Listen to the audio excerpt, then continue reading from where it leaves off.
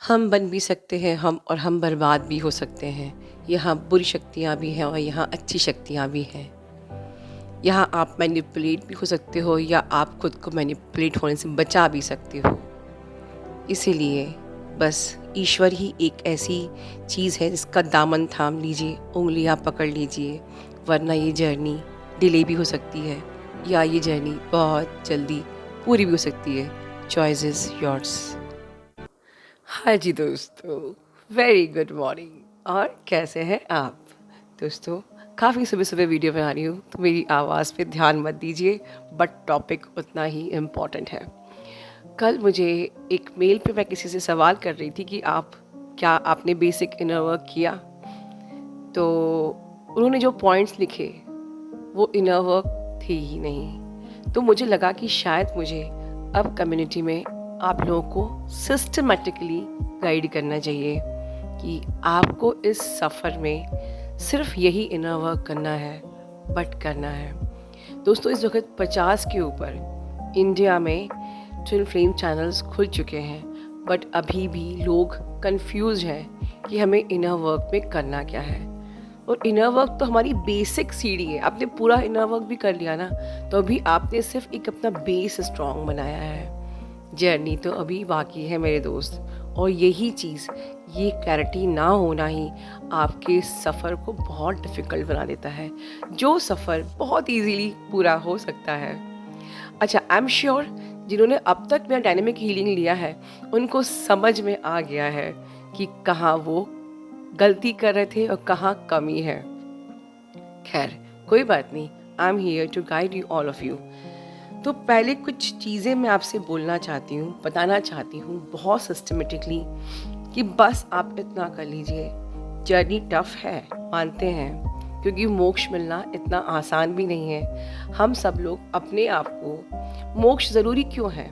Yes, हम लोग यहाँ पर री साइकिल में बार बार फंसने के लिए नहीं आए हैं।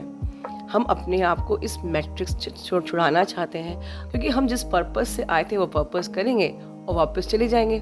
तो बात तो यही होगी कि हम मदर अर्थ की वाइब्रेशन बढ़ाने के लिए आए थे और हम खुद ही इस मैट्रिक्स में फंस गए। ठीक है, तो हमें मोक्ष तो प्राप्त करना ही है, लेकिन मोक्ष प्राप्त करना क्या इतना ईजी होता है? अगर आप लोग ने रिसेंट में मेरे कुछ वीडियोस देखे हैं तो आपको समझ में आ गया होगा कि कितने सारे हमारे अनरिलायबल कॉर्ड्स हमसे जुड़े हुए हैं। We are attach with the negative cords, psychic cords, attachment cords, वो भी इस लाइफ की नहीं, मल्टीपल लाइफ टाइम्स की। सिर्फ एक अकेले कॉर्ड्स को ही देख लीजिए तो आपको कितना सारा काम करना है। हम कहते हैं कि हमें कर्म करना है, हम कर्मा क्लियरिंग करेंगे और बस हमें मोक्ष प्राप्त हो जाएगा। इतना आसान नहीं है मेरे दोस्त। इसीलिए मैं कहती हूँ कि चक्रास को ट्विन फ्लेम्स में 19 में मैं ही लेके आई थी, बट दैट इज़ ओनली कि आपको पीस की स्टेट मिले, क्लैरिटी मिले, and because you share the same energetic field. But chakra meditation से सिर्फ ये जर्नी कभी पूरी नहीं हो सकती। तो आज मैं आपको सिस्टमेटिकली गाइड करना चाहती हूँ। आपको इस जर्नी को पूरा करने के लिए सोचिए, आपको अपने पास्ट लाइफ के, इस लाइफ के सारे कर्मा क्लियर करने हैं। आपको पता है पास्ट लाइफ में, इस लाइफ में जिन जिन आत्माओं को आपने दिल दिखाया है, उन सभी आत्माओं से आपको माफ़ी भी मांगनी है और हर उस आत्मा को माफ़ भी करना है जिसने आपका दिल दुखाया है। ठीक है, आपको अपने सारे के सारे सोल फ्रेगमेंट्स, हर टाइमलाइन पे, हर लाइफ में जहाँ जहाँ आपके वो सोल फ्रेगमेंट्स छूटे हुए हैं, वो सारे सोल फ्रेगमेंट्स आपको वापस लेने हैं और हर एक सोल के साथ अपना सोल कॉन्ट्रैक्ट ब्रेक करना है। अभी तो मैंने छोटी सी ही बात बताई, ये 3-4 लाइन की। क्या इतना आसान है कि आप अपने सारे सोल फ्रेगमेंट्स वापस ले लो और सबसे हर लाइफ टाइम में सबसे अपनी कॉर्ड कट कर लो। आपके जो एंटिटी आपके बॉडी में है, जो आपके संग, उनकी संग जो कॉर्ड्स हैं, नेगेटिव जो बीइंग्स आपके अंदर हैं, उनकी कॉर्ड्स, जो आउटसाइड मल्टीपल लाइफ टाइम की कॉर्ड्स, क्या इतना आसान है कट करना? क्या हर एक आत्मा के साथ सोल कॉन्ट्रैक्ट ब्रेक करना आसान है क्या? यस, मुश्किल है, बट नामुमकिन नहीं। तो यही मेरा मकसद है इस चैनल का, कि मैं इतना हार्ड वर्क कर रही हूँ। इसीलिए सिस्टमेटिक इनर वर्क बनाया है कि पहले सिस्टमेटिकली आप अपना बेस फॉर्म करिए। तो सिर्फ चक्रास करके और मेडिटेशन करके या थोड़ा बहुत कई सुनते हैं डीएम की कार्मिक हीलिंग करके या अपने पास्ट लाइफ का रिग्रेशन करके नहीं हो सकता। पास्ट लाइफ का मैं क्लियर कर दूं, पास्ट लाइफ में जो भी आपका जो लेफ्ट ओवर बचता है वही आपको इस लाइफ में आपके प्रारब्ध के रूप में मिलता है। तो nothing to, there is not at all required to know your past life, क्योंकि वो ऑलरेडी कैरी फॉरवर्ड हो रहा है आपको यहाँ पर। तो जो पास्ट लाइफ में आपने छोड़ दिया है लर्न करने के लिए या जो आपने कर्मा क्रिएट कर लिया है वो ऑलरेडी आपको इस लाइफ में मिल रहा है। तो आप इस लाइफ पर ही फोकस करिए, क्योंकि बहुत सारा काम है करने को। तो हम कहाँ कहाँ पास्ट लाइफ में जाएंगे, कौन कौन से कार्मिक डीएम की कार्मिक रिलीज़ करेंगे, हम पहले अपने ही कार्मिक रिलीज़ कर लें। ओके, डीएम से मुझे एक बात क्लिक हुई अभी कि अक्सर आपकी जर्नी पे अगर आपको डीएम भी पाना है, वो भी आपका आउटकम अगर है भी, तब भी आप डीएम को क्यों नहीं पा पाते हो? क्यों आपके डीएम आपको हमेशा इग्नोर करके चले जाते हैं, या आपको खुल के आपसे बात नहीं करते, या आपको रिप्लाई नहीं करते, या आपको आपका मैसेज सीन कर देते हैं बट पता नहीं 2-3 दिन के बाद, हफ्ते भर के बाद रिप्लाई करते हैं? इतने बिजी होते हैं क्या हमारे डीएम? नहीं। इसका मतलब साफ ये है कि उनका व्यवहार स्मूथ नहीं है आपके साथ। कहीं ना कहीं या तो टोटली ब्लॉक कर देना आपको, टोटली कह देना कि हमें अब बात नहीं करनी है, या वो आपको इग्नोर कर रहे हैं। इन तीनों का एक ही मतलब होता है, दैट यू एक्सेप्ट दैट मैं तुम्हें ब्लॉक किया है for your healing, but we are not separated. For example, आपने कॉइन देखा है, यू नो, सिक्का, सब जानते हैं ना। हमारे सिक्के में एक तरफ कोई नंबर होता है, जैसे 10 रुपए का सिक्का, 5 रुपए का सिक्का, और दूसरी तरफ कुछ पिक्चर बनी होती है जो भी है। तो सिक्के के एक साइड में अलग पिक्चर है और एक साइड में कोई नंबर है, बट सिक्का तो अपने आप में 2 फेसेस है, बट वो सिक्का तो एक ही है ना, राइट? वो सिक्का, वो कॉइन सेपरेटेड तो नहीं है, दोनों की इम्पोर्टेंस है। इसी प्रकार आपके ट्विन और आप 2 डिफरेंट फेसेस हो, 2 डिफरेंट बॉडी हो, 2 डिफरेंट माइंड हो, बट आप एक ही हो, आप सेम कॉन्शियसनेस हो। फिर आप ये ऐसे कैसे सोच सकते हो कि why I should call him all the time, why he is not calling? मतलब आप खुद से ही पूछ रहे हो कि मैं खुद को कॉल क्यों नहीं कर रही हूँ, मैं खुद को इग्नोर क्यों कर रही हूँ? यस, आप खुद को इग्नोर कर रहे हैं, इसीलिए आपको ब्लॉक किया है कि आप खुद को इग्नोर ना करें, आप अपने आप पे ध्यान दें। और उस टाइम पे जो भी आपका डीएम आपको हर्ट करता है, उस टाइम को उन्हें फॉरगिव कर दीजिए। वो सब कुछ उन्होंने आपके लिए किया था कि आप अपने आप को इवॉल्व कर सको। तो चलिए, ये टॉपिक तो खैर मैं आगे सेपरेटली लूँगी अबाउट द डीएम की, क्यों आपके डीएम आपको इग्नोर करते हैं, ब्लॉक करते हैं, और कैसे बाहर निकला जाए। ये एक सेपरेट टॉपिक है। तो आज हम बात कर रहे हैं इनर वर्क की, कि हमें क्या एग्जैक्टली करना है, और सिर्फ इतना करना है और इसके सिवाय कुछ नहीं करना है। सिस्टमेटिक इनर वर्क करिए। कई लोग बहुत कंफ्यूज है कि हम मिरर वर्क कर रहे हैं तो हमारा इनर वर्क पूरा हो गया। Mirror work is just a part of the inner work, क्योंकि mirror work is equal to shadow work, जो आपको मैंने बताया कि this journey is the blend of the systematic inner work and the shadow work.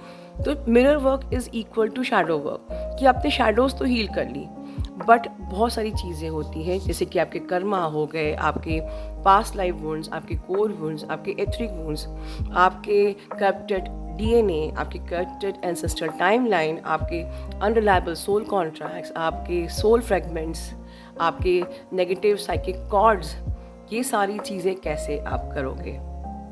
ठीक है, तो सबसे पहले सबसे बड़ी बात है दोस्तों कि ये सब हमें करना ही क्यों है? मिरर वर्क से आपको मिरर वर्क टीचर्स यू कि ठीक है, आप एक अपने आप पे काम करके आप एक रिलेशनशिप, एक अच्छा रिलेशनशिप सबके साथ हील कर सकते हो, बट इससे आपके ट्विन फ्लेम की यूनियन कंफर्म हो जाए ज़रूरी नहीं है। इसीलिए बहुत से लोग 19 से अब जाके इनर वर्क ले रहे हैं कि मैम हमने बहुत ट्राई कर लिया, मेडिटेशन, मिरर वर्क भी किया, शैडो वर्क भी किया, काफ़ी कुछ हम हील भी हुए हैं, लाइफ में चेंजेस भी आए हैं, बट डीएम के साथ साथ स्मूथनेस नहीं आ पा रही है क्योंकि आपने काम ही पूरा नहीं किया है। So it is essential to guide me systematically कि आपको क्या करना है, ठीक है। So magical systematic inner work is a complete answer, जो कि खुद डिवाइनली गाइडेड इनर वर्क है। दोस्तों, इस वीडियो में एक डीएफ ने अपने 2 साल के सफ़र की मेरे साथ कुछ बहुत ही इमोशनल स्टोरी शेयर करी है। मैं चाहती हूँ कि आप लोग एंड तक सुनिए और आपका मेरा सफ़र कैसा रहा। If you wish you can share only in comment box, मुझे व्हाट्सएप पे मत लिखिए। दोस्तों, उनको सुनने से पहले मैं आपको कुछ अफर्मेशंस देती हूँ क्योंकि मैं आई रियली मैनिफेस्ट कि आप सबकी जर्नी पूरी हो और आप सबका यूनियन हो। तो आई रियली वांट कि 2-3 अफर्मेशंस आप लोग रोज़ अपने लाइफस्टाइल में जोड़ लीजिए। That universe is cutting all my past life cords. Universe is cutting all my this life cords. Universe is cutting all negative cords, psychic cords, attachment cords with everyone in this lifetime or past life except with my DM. ठीक है, तो ये सब जो information मैंने बताई है, affirmation को रोज़ बोलिए, ठीक है। अपनी ट्विन को फॉरगिव कीजिए, उनकी कोई गलती नहीं है, उन्होंने सिर्फ आपको असेंड करने के लिए ये डिवाइनली गाइडेड स्टेप्स लिए थे। जो भी उन्होंने आपको हर्ट किया था, एक्सेप्ट कीजिए कि yes you are in separation और आप ब्लॉक्ड हो क्योंकि आपको हील होना है। आप जब आपको ब्लॉक किया है, आपको टाइम दिया है जहाँ हील होने का, वहाँ आप रो रहे हो, एक नेगेटिव एनर्जी भेज रहे हो कि मुझे ब्लॉक कर दिया, मुझे ब्लॉक कर दिया। आप विक्टिम एनर्जी में रह के अपना सिर्फ टाइम वेस्ट कर रहे हो, ठीक है। तो डीएम ने अगर ब्लॉक किया है या डीएम स्मूथली बात नहीं कर रहा है, तो instead of wasting time and sending the negative energy, use your time, ठीक है, सिस्टमेटिकली इनर वर्क करने में and get all your fragments back, ठीक है। सो दोस्तों, अब डीएफ को सुनते हैं अंत तक और सुनते हैं कि उनका सफ़र कैसा रहा मेरे साथ और हमारे यूनिवर्स, हमारे एंटायर स्पिरिचुअल टीम के साथ, हमारे एंजल्स के साथ, और अपना शेयर जो आपका एक्सपीरियंस अगर मेरे साथ है तो बिल्कुल मैं आपको इनवाइट करती हूँ पूरे आदर के साथ। आप नीचे लिखिए, मैं सबके जो एक्सपीरियंस है सुनूंगी and I am really thankful for all of you. Love you all. प्रणाम माँ। आज मुझे पूरे 2 साल हो गए हैं आपके साथ ये इस जर्नी पे चलते चलते, and I really big gratitude you lotus feet माँ। आपको कोटि कोटि प्रणाम, आपके चरण स्पर्श माँ। थैंक यू सो मच माँ। आज मैं जहाँ पर हूँ, जो फील कर पाती हूँ, जितनी भी जर्नी है, सब सिर्फ़ और सिर्फ आपकी बदौलत मैंने इस नई ज़िंदगी को एक नई नज़र से देखा है। थैंक यू फॉर एवरीथिंग माँ। 21 मई 2021 को मैंने आपसे सेशन लिया, आपसे बात की, आपने मुझे कंफर्म किया मेरे ट्विन फ्लेम होने पर। मुझे बताया कि वो जिनसे मैं डील कर रही हूँ वो मेरे कॉस्मिक हस्बैंड हैं, और मुझे इनर वर्क भी दिया। उस दिन से मेरी ये जर्नी शुरू हो गई, पर मैं आपके बताए हुए रास्ते पे चलती गई।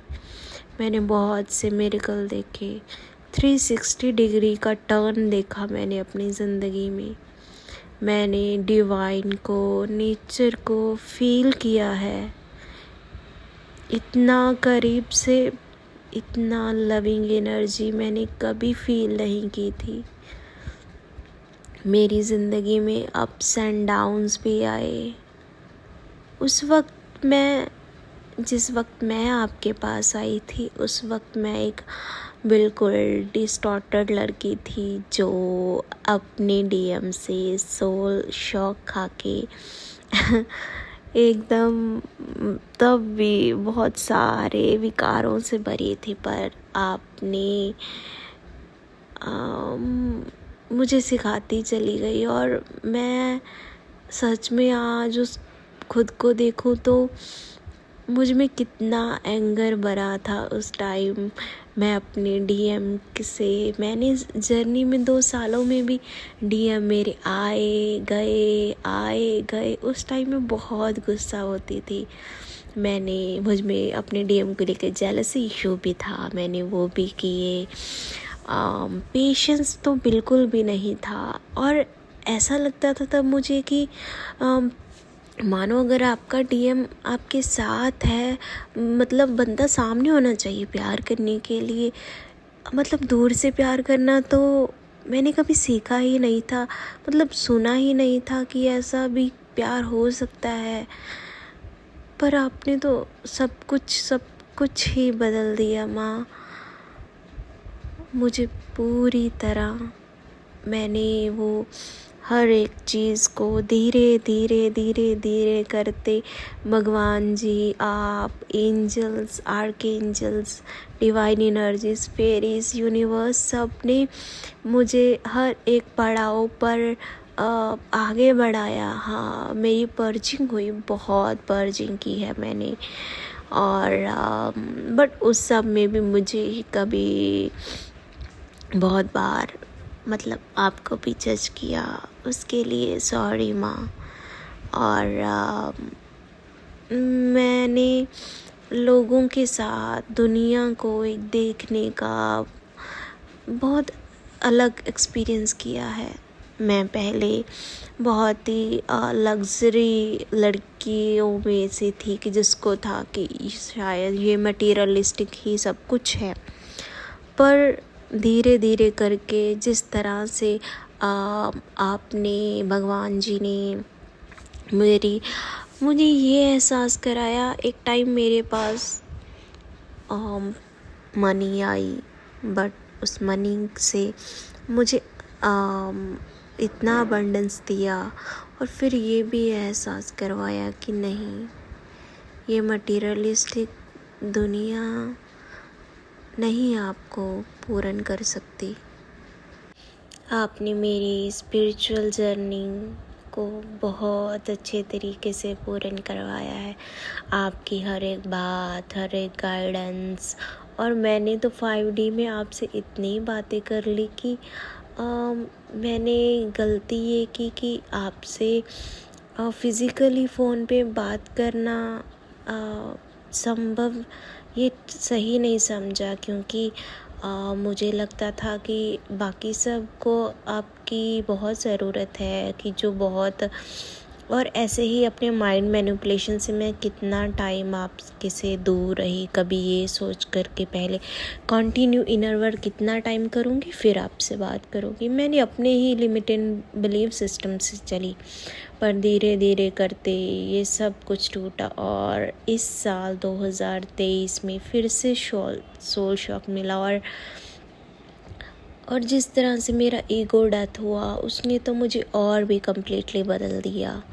बट इस सब 2 साल में मैंने जितनी ग्रोथ की है उस सब में मैं आपको रियली ग्रैटिट्यूड करती हूँ। क्योंकि मैंने सच में ये रियलाइज़ किया है, आपने मुझे कभी भी आपने मुझ पर गिव अप नहीं किया, कभी भी नहीं। आपने हमेशा मुझे प्यार से समझाया है, जबकि मेरे मन में हमेशा ये डर रहा था कि आप कहीं मुझे डांटो ना मेरी गलतियों पे। पर आपने मुझे हमेशा प्यार से ट्रीट किया है। आई एम सॉरी माँ।